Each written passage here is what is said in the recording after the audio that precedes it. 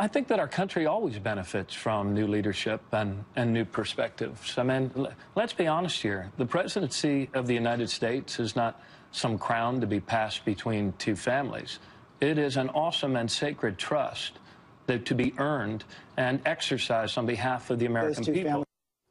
All right, lots of discussion, Senator, about the legality or illegality thereof of Hillary Clinton doing this, depriving the people, the taxpayers, of those public records. Your thoughts? So she claims that all the emails that have anything to do with the State Department have been turned over to the State Department. So now let's see what the State Department produces. I think the bigger issue, and the one that I focused on, is it's not so much the emails and the traffic, it's whether there was sensitive, even if it isn't classified, sensitive information regarding U.S. diplomacy, strategic views, etc., that were contained in those emails.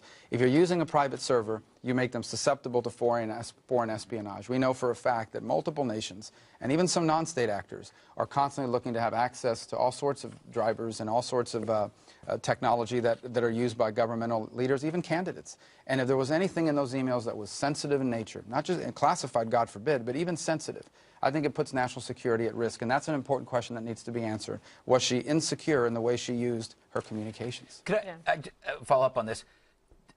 What blows my mind about this is that where are the Woodward and Bernsteins in this whole story? Because this, to me, the fact that she wiped the server clean it's a pretty big deal.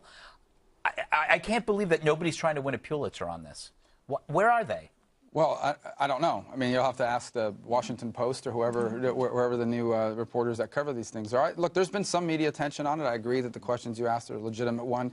But again, I go back to the fundamental question, and that is, as Secretary of State, even communications with your own staff could contain sensitive information that could give a diplomatic strategic advantage to an adversary or even a security advantage. And I think that's the fundamental question here is, was she responsibly using these electronic communication vehicles in a way that put national security at risk? Would you want to run against her because you know this issue is so devastating? I think it is. Well, I think she has bigger problems than emails. Really? Yeah, I mean, ultimately, I don't think she has an agenda that looks forward to the 21st century and the opportunities we have. And she's the chief architect of a foreign policy that I think has been a disaster for the country.